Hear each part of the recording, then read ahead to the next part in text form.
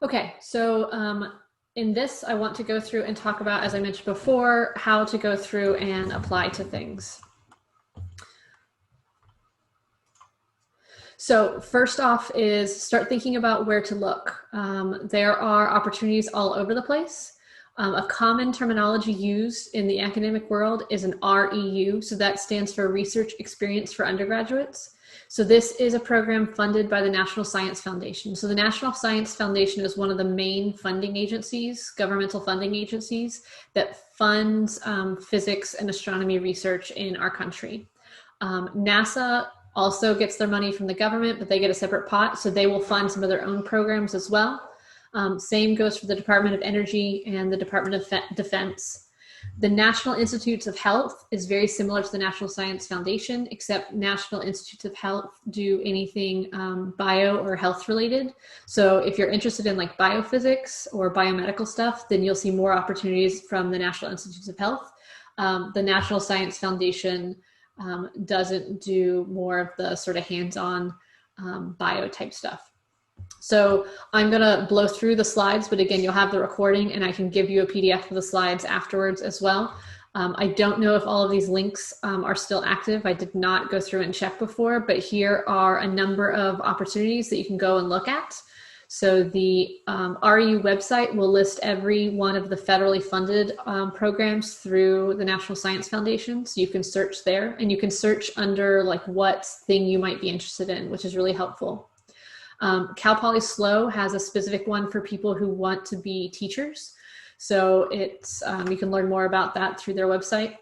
But that particular program is for future science teachers so that you'll do science research, but in a sort of a teacher aspect. A lot of the UCs have their own summer research programs as well, and many of our students have gone through and participated in them. At UCI, it's called the SURF program. At San Diego, it's called STARS.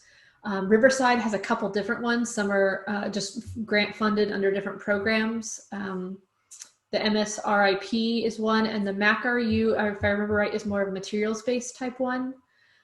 National labs are essentially research labs that are funded by the government. There's a handful of them all across the country, some of which are in California themselves. So Lawrence Livermore National Lab and I think it's Berkeley National Lab, both up in the Bay Area. Los Alamos in New Mexico. So you may have heard of some of these before, you may not have, but a lot of fundamental physics research happens at these types of places. NASA, of course, has them, and we have connections with NASA Armstrong. So those of you who are interested in aerospace type stuff or materials stuff, talking to Dr. Usher would be great. So every summer, I don't know that they were able to do it last summer because of COVID, but every summer we send maybe 2 people up to NASA Armstrong funded for one of these things. Caltech has a number of programs, and then there's some CSUSB or CSU specific ones. CREST is the grant-funded program here at CSUSB related to materials. In fact, I saw in the chat that someone said that Dr. Usher may have an opening right now. He sent a blast out to the SPS listserv. So if you didn't get that and want it, drop your email in the chat and maybe one of the other students can forward that email on to you. Compare, that is the wrong website now because we've updated it, although you might still be able to get through it. That is a CSU specific summer research program. We've got sites across the country. So I'm the associate director for that program. And so if you've got any questions, let me know. It used to be astronomy only. It's no longer anymore. It's physics, it's astronomy. It's got some engineering aspects to it. So it really just depends on what you want. Some astronomy specific ones on a website. You can also just contact a professor at a specific university that you want to work at. And of course, you can always just Google summer research and then whatever it is that you happen to be interested in are good ways of doing it. If you're looking more for a job, since some of you are closer to graduation, I'm not including any of the grad school specific stuff, but if you are interested in going to graduate school, I will send out a blurb whether you're interested in graduating soon or whether you're not. There is a scholarship program called Calbridge. 2 of the students in our class right now are Calbridge scholars. So it's designed specifically for for students who want to go into graduate school. So there's an info session, I want to say this Friday, if you think you might possibly be interested or want to know more about what graduate school will be like, they'll tell you. Graduate school in the sciences is fully funded, so you not only get a salary, but they also pay your tuition. So it's not like undergrad. You don't get paid much. I mean, it's like, I want to say in the $20,000 to $30,000 a year range, but it's usually enough to live off of. Most people don't have to take on loans. I had to, but I was one of the few in my program that did. So we can talk about graduate school a little bit later. I want you all to go through and see the different career paths first to see if that's something you think you need to go through and do. And there's different levels, so you can get a master's or a PhD. And so the fully funded part that I was talking about is related to a PhD. Master's programs, you usually have to pay tuition, but they will give you a job. So there's some trade-offs. The Career Center will have lots of information as well. And then talking to faculty members, research mentors, friends, classmates, alumni, etc. So that's part of why we're going through and doing this career project, so we can see what people are interested in and how we might be able to network to help you in the future. So for students who are in their first year here at CSUSB, it really depends on whether or not you're going to be doing physics this year or not. So most programs are going to want you to have at a minimum of 1 semester of physics done. And that's the 2500 physics class, or ideally at least a year to start to be competitive. So that's sort of the point you'll want to be at when you go through and apply. But if you're ever unsure, talk to me and I'm happy to help you out. And this is something that you'll talk about in advising as well. Okay, so the most important thing is talk to people before you go through and apply, so you can find out more about what the opportunity is and see if it's something that you're interested in. And it also helps them to get to know you better. So sometimes this could be talking to specific groups. So for example, if you think you might be interested in doing research with Dr. Usher, he actually will often take students very early on in their academic career because he ideally would like them to work with him for a number of years.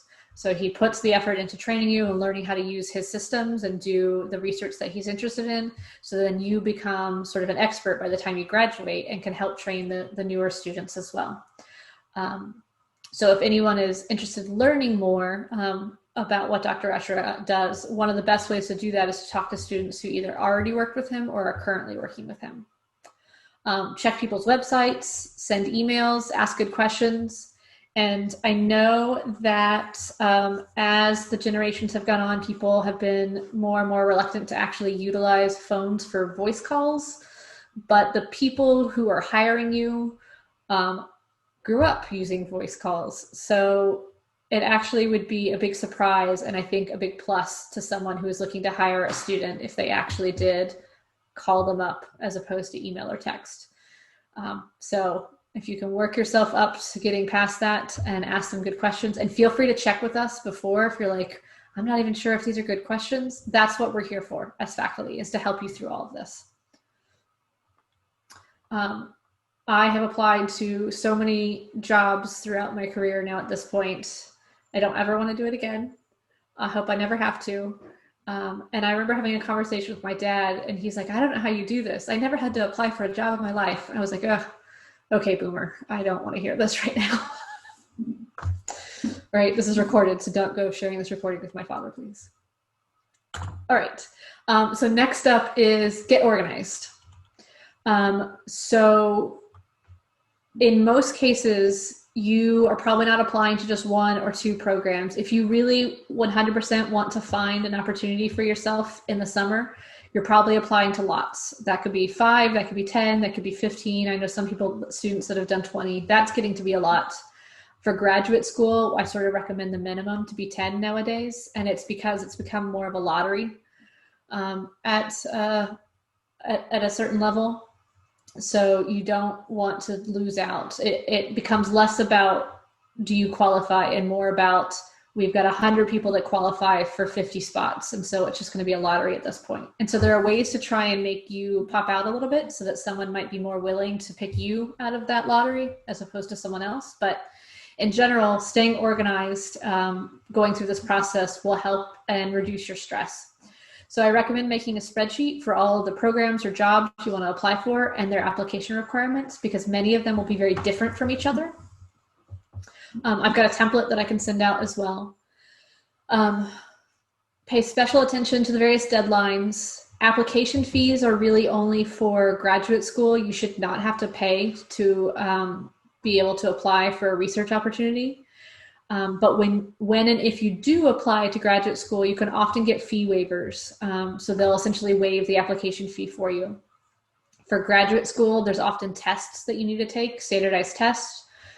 We're trying to get as many departments to stop requiring those as possible, but if that's not always the case, we're not there yet. For graduate school, you'll need transcripts. It is possible that summer research programs will ask for transcripts. In most cases, unofficial are okay. If they don't explicitly ask, send them unofficial with a note saying, or email them, and ask directly. Because the unofficial ones, you can just get a PDF for free off of My Coyote. The unofficial ones you'll have to pay for. So to try and reduce as much cost for you as possible, try and get away with the unofficials. And most places are okay with that. They understand. And then letters of recommendation are the last sort of piece to an application that you need to get from somewhere else. And we'll talk about those in just a minute. When you ask a letter writer to write a letter on your behalf, you want to give them as much time as possible to write those letters. So you don't want to do it a week before the deadline if you can help it. I mean, ideally ask them a month in advance and then send reminders at 2 weeks and then 1 week. And then like the day before, the day it's due. Do not hesitate to send reminders. You will not be irritating us unless we've already said, yep, sent it in. Then you can cross them off your list. But if we have not told you that we've done it, send as many reminders as possible, because you don't want the reason that you don't get the job to be because I got disorganized and I missed your deadline. So absolutely hound us with those reminders to make sure that those letters get submitted on your behalf. And we will do our best, and being organized is one of the better ways to help make sure that we do that. So that's one of the reasons why I recommend using this spreadsheet, because then you can send that spreadsheet to your letter writers as well, and they will have the list of all the due dates so they can keep themselves organized. Some years I write 100 to 200 letters for students. So the more organized you can help make me, the more likely it is I'm not going to miss your deadline. So recommendation letters. Once you have someone who has said, yes, they'll write a good letter for you, and we'll talk about how to pick those people in a little bit. You'll want to send them a description of the internship. So this could maybe be inside that template. Oftentimes just a link to the website will work as well, so you don't actually have to write anything up. But what we would like to see is your resume or your CV. CV stands for curriculum vitae. It's Latin. It's like the academic version of a resume, but they're essentially the same thing. And again, we'll talk about those in a little bit here and then in more detail in a few weeks. But the whole point to having that resume and CV and possibly even your personal statement is we want to be able to say, not only did this amazing student get a great grade in my class, but they also did it while doing all of these other things. So they know how to manage their time well, or they worked on this project in my class or on this thing somewhere else. And so I know that they're very good hands-on. Basically, the more information we know about you, the more we can tailor the letter to what the place is looking for. But you want to give us as much ammunition as possible to highlight how amazing you all are.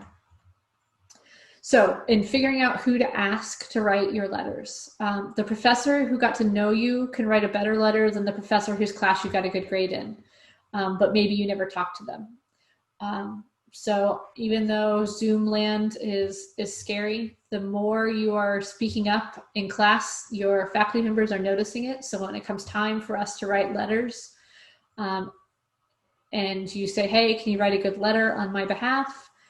If you were someone that we interacted with, then the answer is going to be a much more enthusiastic yes, because we're going to, one, remember you.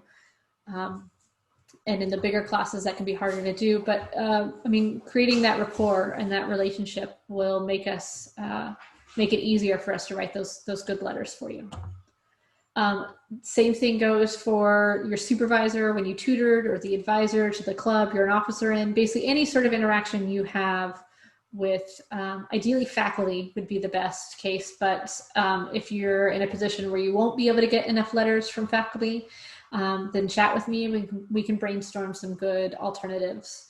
I've definitely accepted students and seen students accepted into summer research with strong letters from maybe their boss from a completely unrelated non-academic job, because they were able to highlight some of the things that would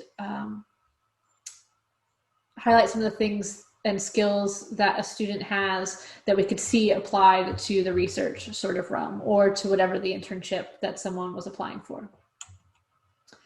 And again, if you did like a hands-on project in a class and that professor could see sort of, and again, harder to do in COVID, I know, but if you're in a sort of class that does that, or if you did something like that and the professor could see that you worked really well hands-on, then that can be a really great way to write a letter as well.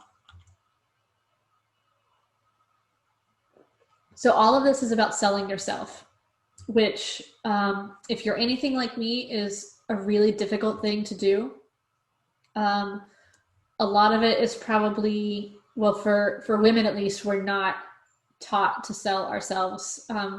Just sort of the gender imbalances in our society. We're supposed to be that sort of quiet, meek person, which I can do in some settings, and in others, too bad. A lot of it is my own imposter syndrome, that it's hard for me to sell myself if I don't always believe that I'm that great. So some of you may feel that as well, but this is definitely a skill to try and develop moving forward, because if you can't show that sort of outward, I am worth it and you should value me, then it's going to be harder for other people to see that you're worth it and that they should value you. So one of the best ways to sell yourself is through personal statements. So different applications will have you apply different ways. Sometimes they'll just have a short question for you to answer. Maybe it's a series of short questions. Sometimes it could be something completely open.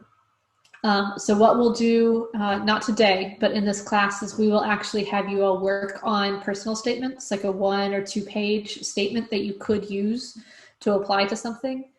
And if what you're applying to doesn't need you to upload that sort of thing, you might be able to take pieces of it to be able to answer the questions that they're asking. So in your personal statements, don't be afraid to talk about your background and where you come from. You are all very special people. You've worked hard to get here, and you should let them know that, because it's often not obvious. Don't be arrogant. That's a sad face. Talk about why you're excited or interested in doing that particular research opportunity, but there's some caveats to that, which I'll get to here in a second. Absolutely proofread and get other people to proofread it for you as well.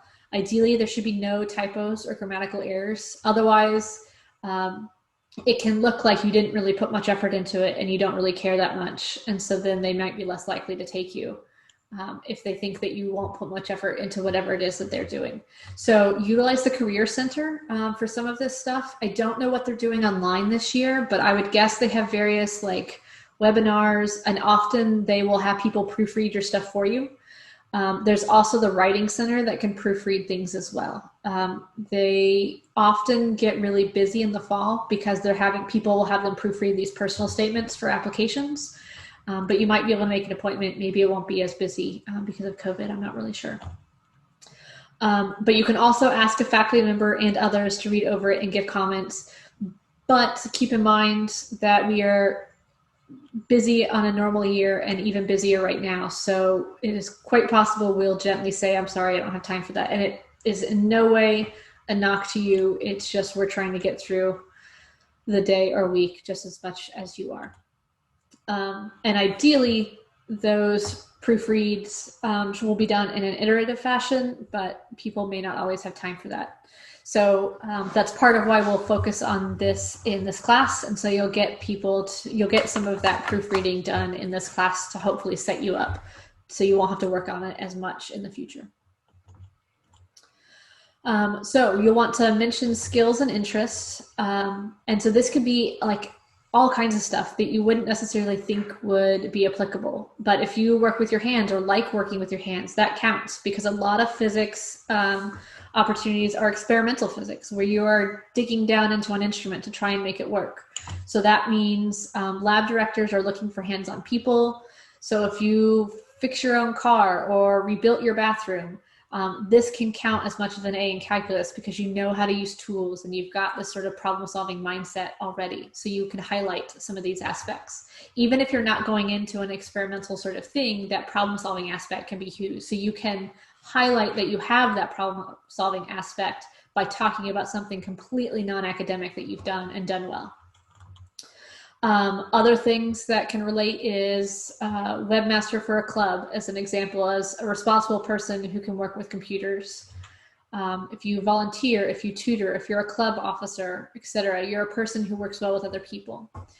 So some of the opportunities that we have in our department, in addition to research, is we have learning assistants for many of our physics classes. And depending on what classes you're in now, you may have seen some of these learning assistants. There'll be a call for learning assistants for next spring as well.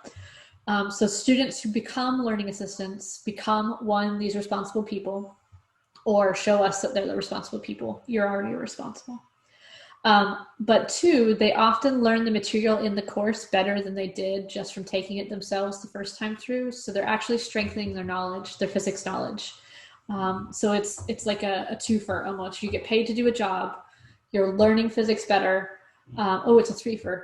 And you are likely going to build a relationship with a faculty member who can write a great letter on your behalf, maybe even two, depending on who you work with and how that all works out. So I really recommend those learning assistant positions when they come around. So you will have had to already take the class, of course. So for those of you who haven't started physics yet or are early in the physics, you'll need to wait a little bit longer so you can get through a class or two. But once you do, definitely consider that opportunity. Some do's and don'ts. We know you like science, but the problem is that everybody uses that as their excuse. So I mentioned earlier, tell us how excited you are about this opportunity.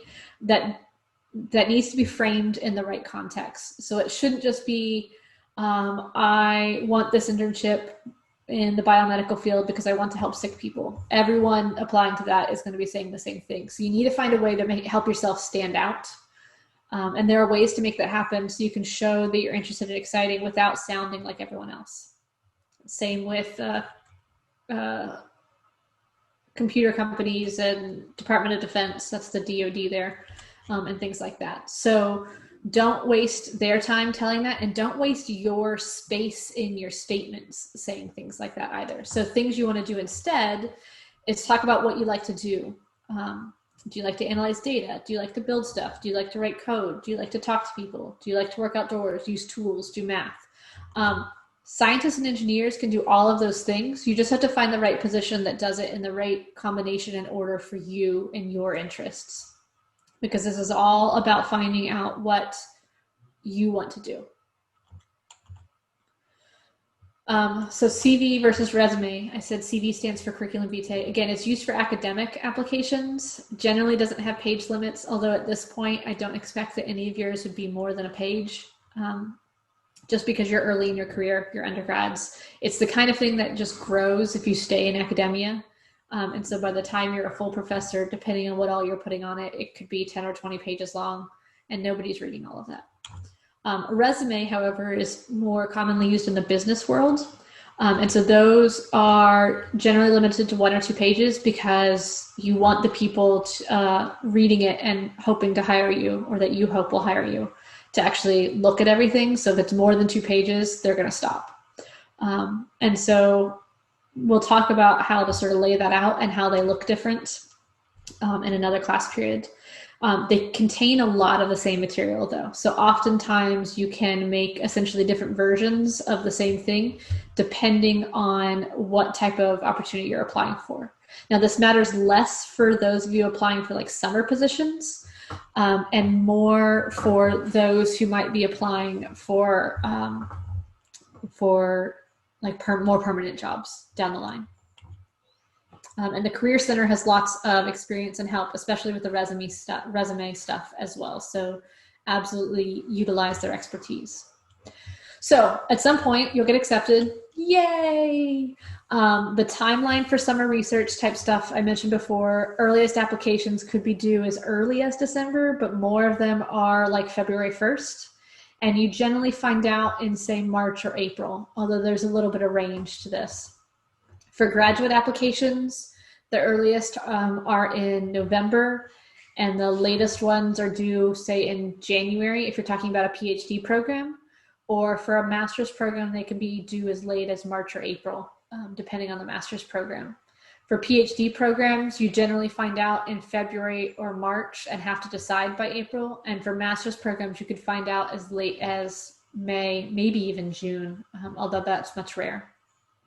So there's sort of a cycle to all of this stuff. And I'm happy to touch base if people want to know more.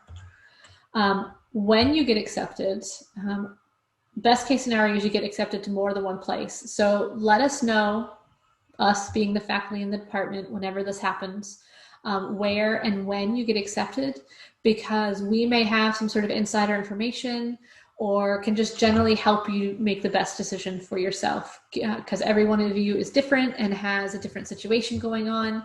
And so what may be a great opportunity for one person may not be a great opportunity for another person. So we want to sort of help you make that decision.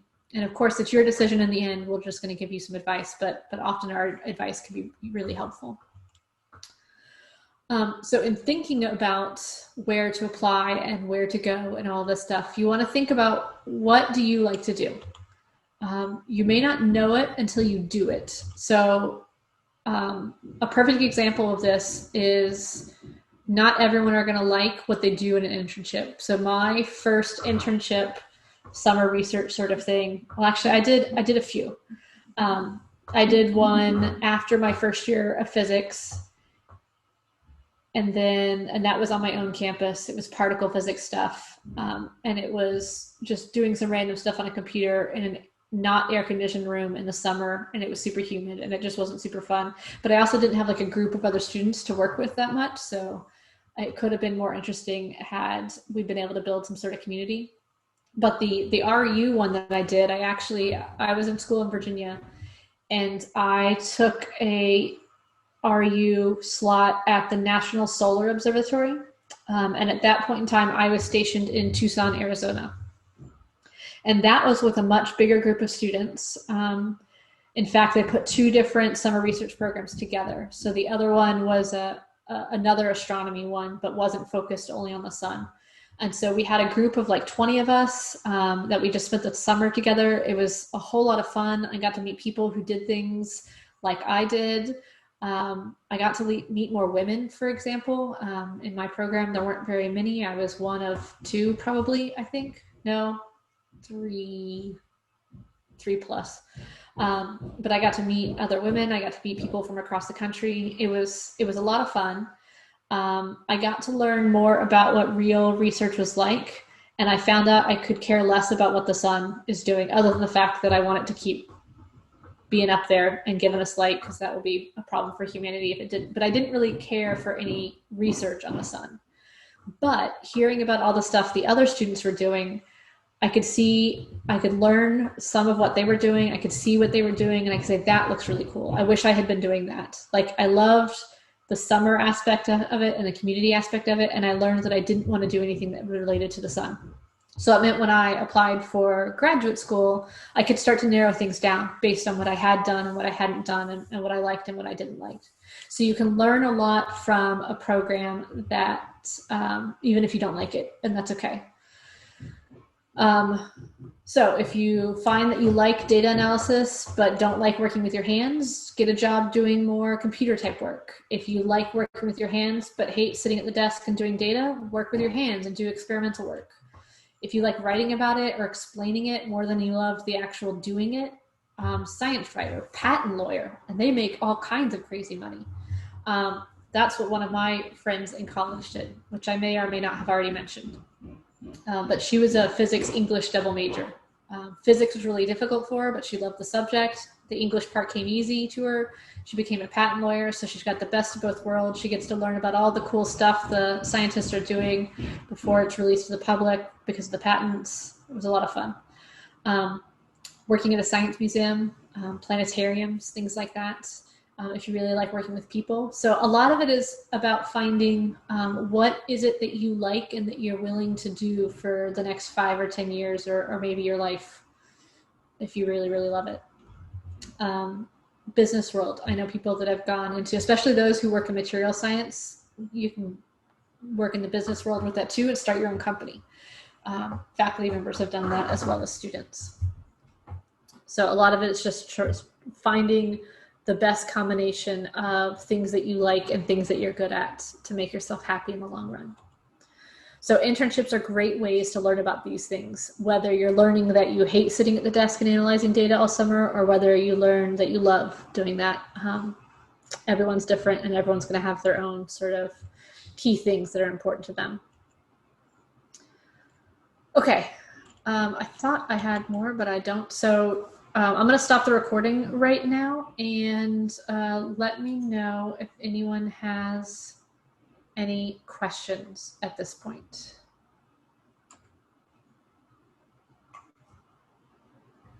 I was going to say just